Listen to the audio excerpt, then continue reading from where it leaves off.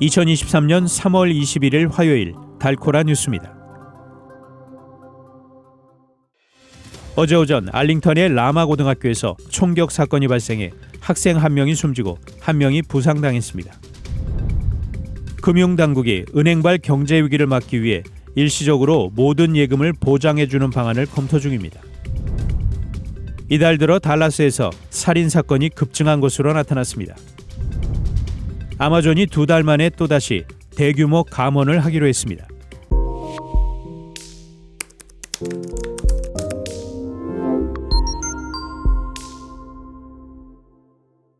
어제 오전 알링턴 라마고등학교에서 총격 사건이 발생해 학생 1명이 숨지고 1명이 부상당했습니다.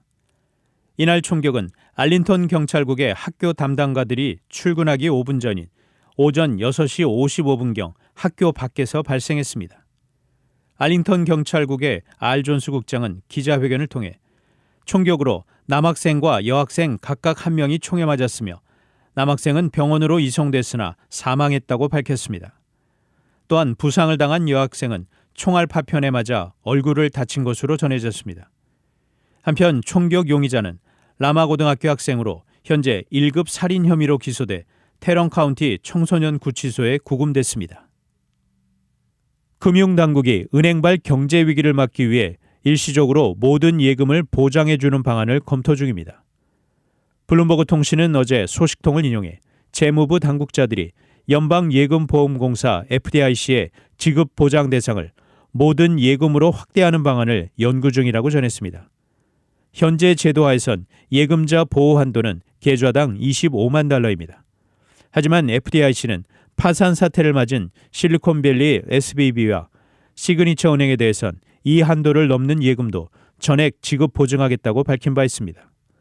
당국자들은 FDIC가 일시적으로 의회의 승인 없이도 한도를 넘겨 예금에 대한 지급 보증을 하게 할 수 있는 권한이 있는지 검토 중인 것으로 알려졌습니다.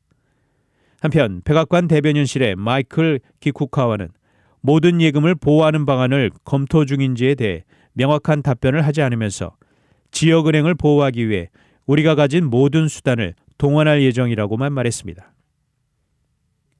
이달 들어 달라스에서 살인 사건이 급증한 것으로 나타났습니다. 달라스 경찰국 자료에 따르면 올해 들어 살인 사건은 벌써 62건이나 발생해 전년 동기 대비 35% 증가했습니다.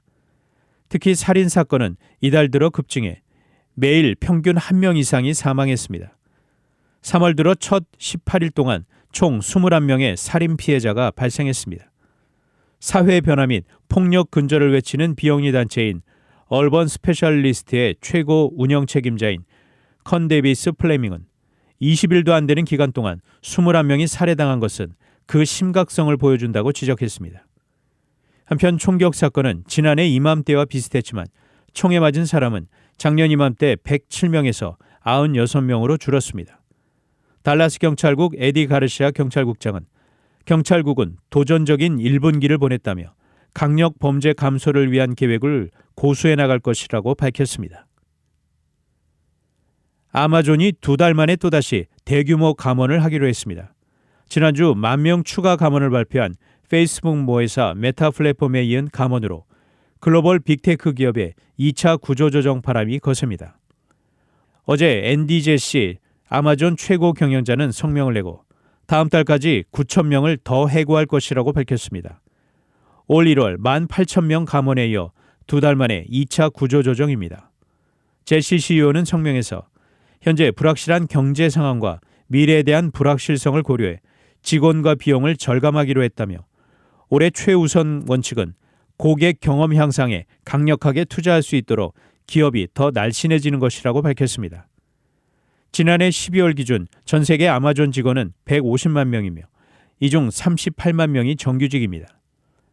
앞서 아마존 1차 구조조정이 소매 분야에 집중됐다면 이번 감원은 주력 사업인 클라우드 서비스와 광고, 라이브 스트리밍 서비스, 트위치 등에 영향을 미칠 전망입니다.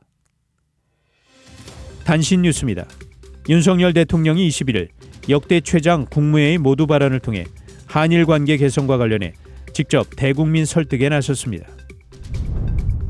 윤석열 대통령은 국무회의에서 논란이 큰 근로시간 유연화안에 대해 주 60시간의 이상의 근무는 무리라고 밝혔습니다. 시진핑 중국 국가주석과 블라디미르 푸틴 러시아 대통령이 21일 러시아 모스크바에서 만나 전략적 협력에 대한 의지를 과시했습니다. 우크라이나 깜짝 방문에 나선 기시다 후미오 일본 총리가 21일 수도 키이우에 도착했습니다. 지금까지 3월 21일 화요일 달코라 뉴스 최현준이었습니다.